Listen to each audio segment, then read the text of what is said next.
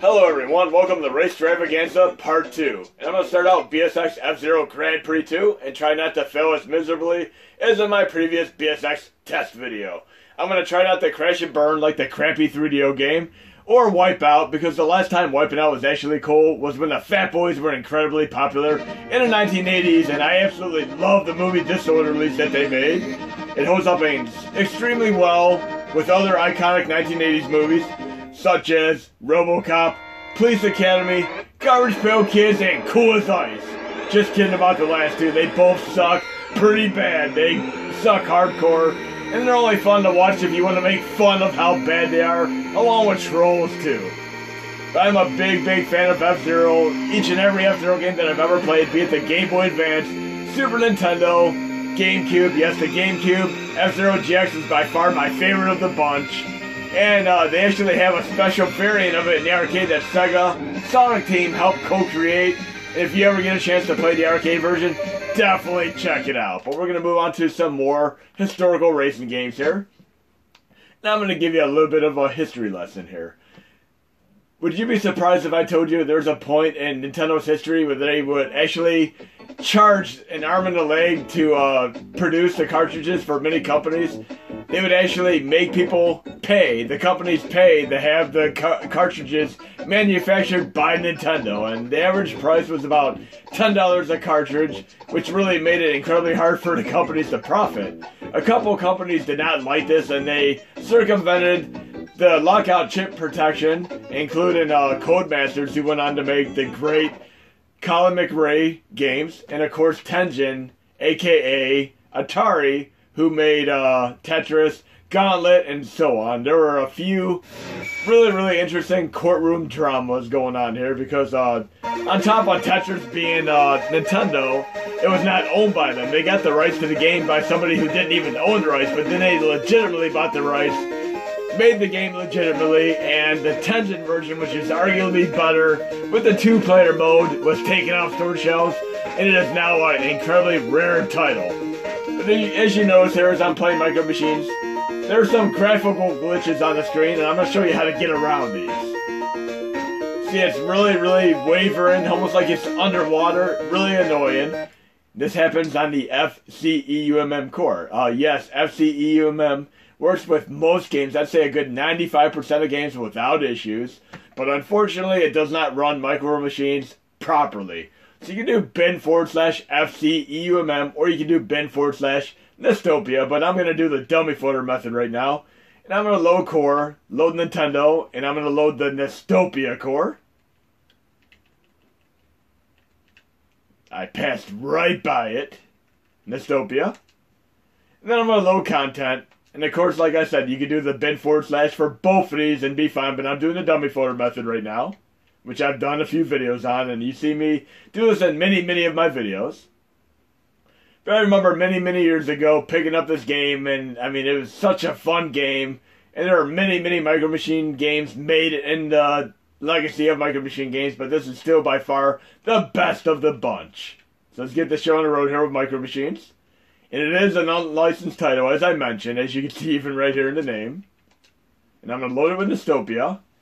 And listen to the intro music when I start it. Absolutely brilliant. Yes. Listen to this interesting music here. I have a good ear for music, and I've done a video on this before, which I'll link to in the description, but just watch and listen and see if you can pick it out. Smoke on the water. Hell yeah, it's ripping out smoke on the water. And like every racing game, I always push the wrong button and end up going reverse at the beginning of the race. I do it each and every game, especially Japanese games that have the X and the circle reversed. But incredibly awesome game, never ever gets old.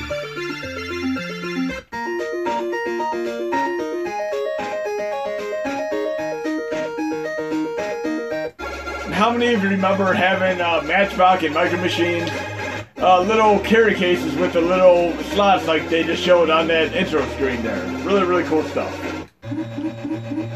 And I went the wrong way again. Waffles. How many of you love Waffle House? I love going to Waffle House and getting hash browns scattered all the way, complete with gravy and chili, mushrooms, onions, all that good stuff. I'm not sure if many of you guys in Europe and France have your own variants of Waffle House or actually have Waffle Houses. I'm not about to go on Google and look for it because many of the things I talk about in my videos, I love to just go from memory. So if I make a little bit of a mistake, it's entertainment for you all. And in my last video, the one where I'm doing 4-player mode, some of you didn't catch my mistake. And just a little bit of a spoiler alert, so close your ears for about 5 to 10 seconds here. There are no X-Men in the Avengers Infinity War movie because 20th Century Fox owns the rights to them.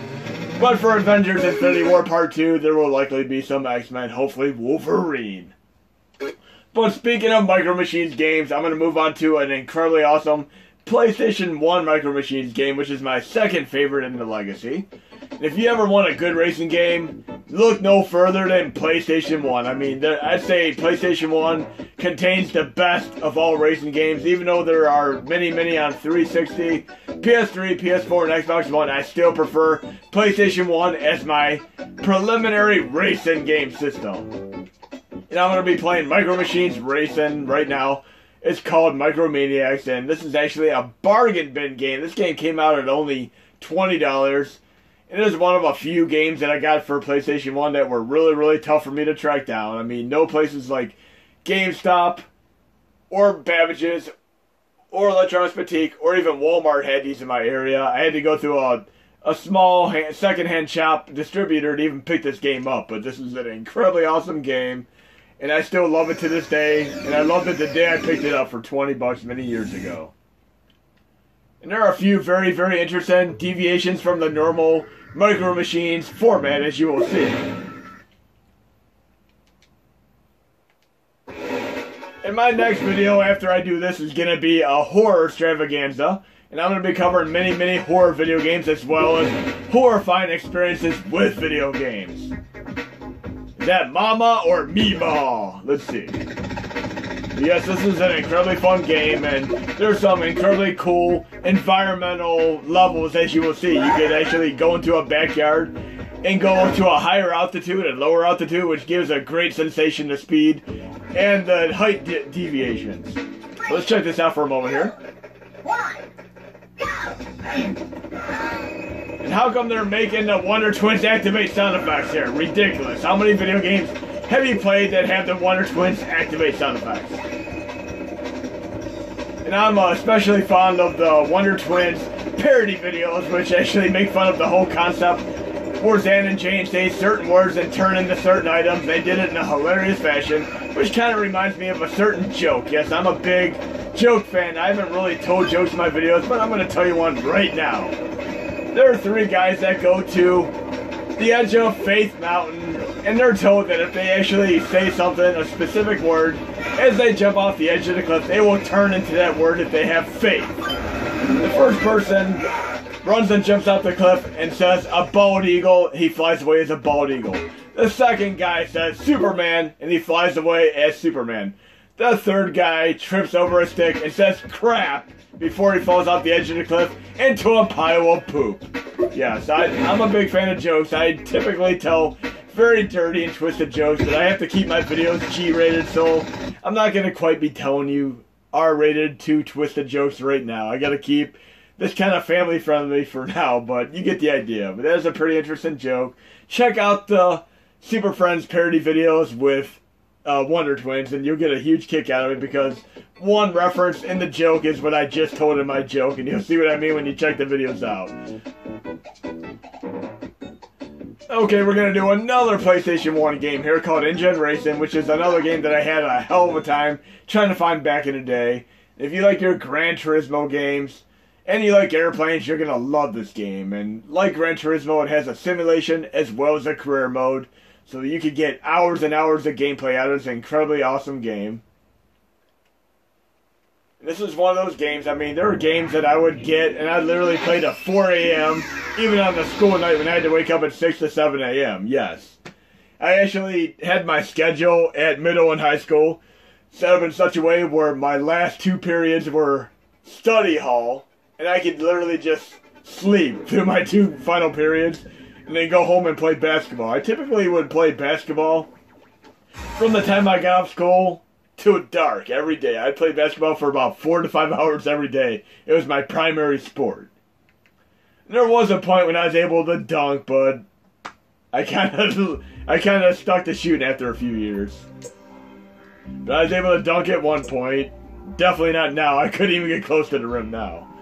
But we're gonna go back here real quick. Notice there are permits there, just like in Gran Turismo. What if I don't want to spend countless hours trying to earn these permits? I want to do something interesting. I have a special HMod installed. The cheats HMod for PlayStation 1. I'm going to go to cheats from quick menu, from the RetroArch options. Load cheat file. I'm going to go to the PlayStation 1 ones. And I'm going to load InGen Race in here and see what I have to go off of here. And yes, these are pretty fun to play. Once you play the game normally, go back and experience these in a different way. But since I'm doing a test video right now, I'm going to give you a little bit more of the experience so you can see what it's all about. Typically, I'd recommend trying the Game Shark versions first because they are more reliable with your typical PlayStation games. And let's see what I have here. All permits passed. I'm going to tap to the right one single time and toggle it on. Some of these codes are so long you're not going to be able to see whether or not you have them toggled on or off. So just toggle once to the right to toggle it on and toggle once to the right to toggle back off. And I'm going to apply changes. And then I'm going to resume. And watch what happens. Achieved. Then I'm going to have to go to the career mode here under InGen. I have to buy an aircraft. And I love any game where you could buy planes, vehicles, and upgrade them and such. I mean, you can spend countless hours modifying your vehicles and upgrading them with performance upgrades, just like my Extreme RetroArch. And Need for Speed is one of the best for this. I'm going to start out with a train airplane here. 12 million credits. Okay.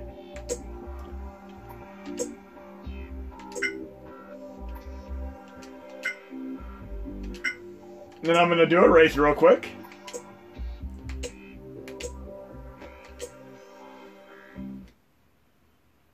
As I said, an incredibly fun game. It starts out slow, but if you get later on in the game with the high-end, high-octane planes, you get to the point where you're literally doing like nitrous oxide and flying through laps within seconds. I mean, you're literally going through laps in mere seconds compared to like 45 seconds it would take me to get through this to begin with. And there's one huge perk to this.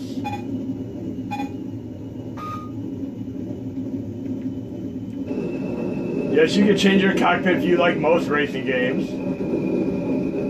But look, I can fly through rings without tank-like controls, even with the slowest planes here. It is a hell of a lot more fun than Superman 64. If you're going to fly through rings, do it in InGen Racing and/or Pilotwings or Pilotwings 64. Yes, Pilotwings is by far my favorite flying game, and I've put a good 100 to 200 hours into the game, and I know everything about that game inside and out. I especially love the Japanese version of Pilotwings because there are glitches in the game, like going up to the stratosphere, that do not exist in the USA version. You could literally fly right up in outer space in the Japanese version of Pilotwings, and you could go into a cave and have a religious experience and many, many other cool and interesting glitches. But definitely check out InGen Racing. It's Superman 64 done right. Without the kazoo, of course. You have to watch my Superman 64 video to see me do the kazoo again.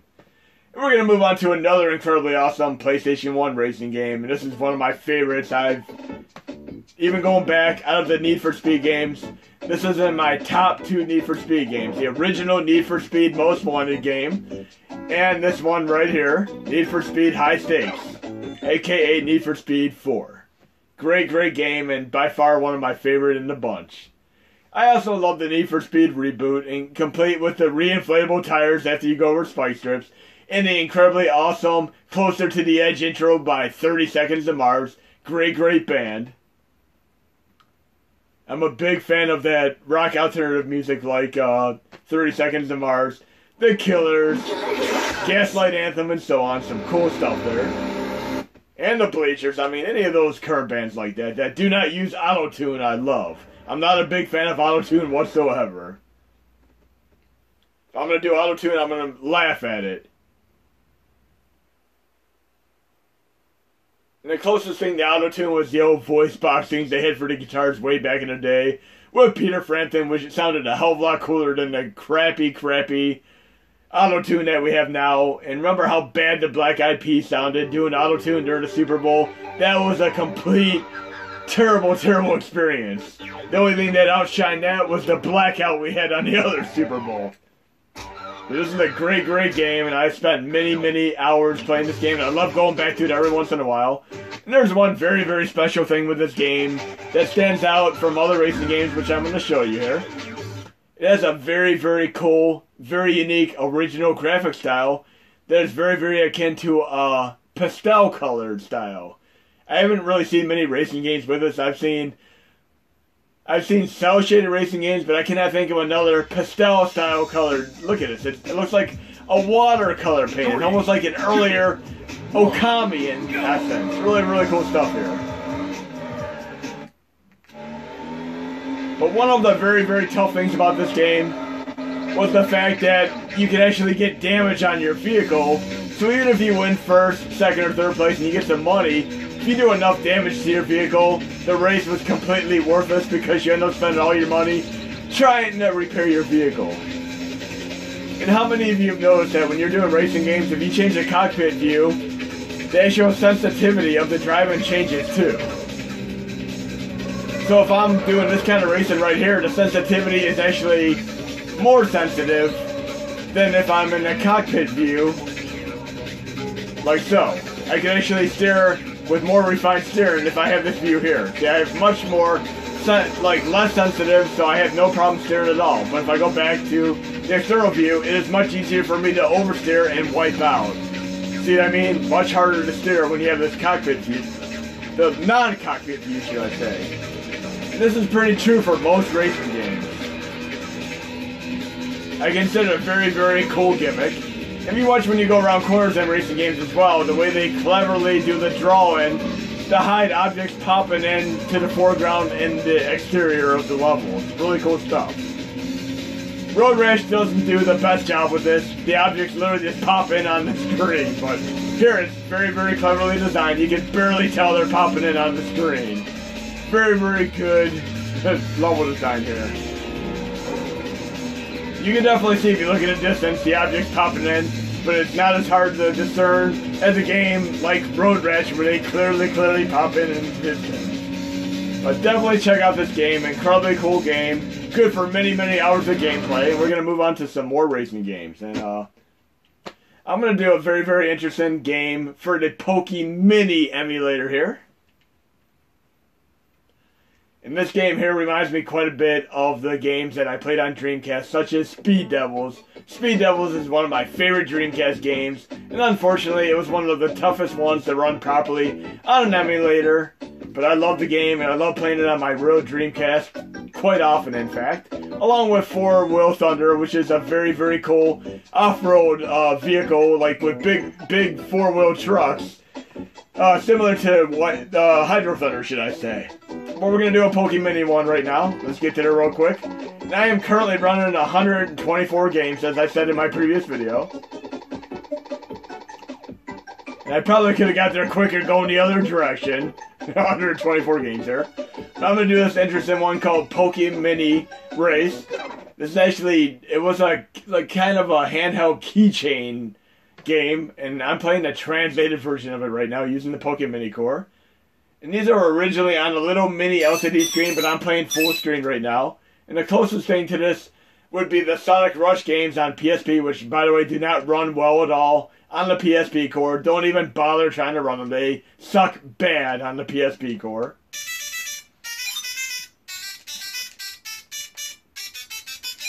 But this is actually a pretty fun game for a mini handheld game that you can carry around on your keychain, essentially.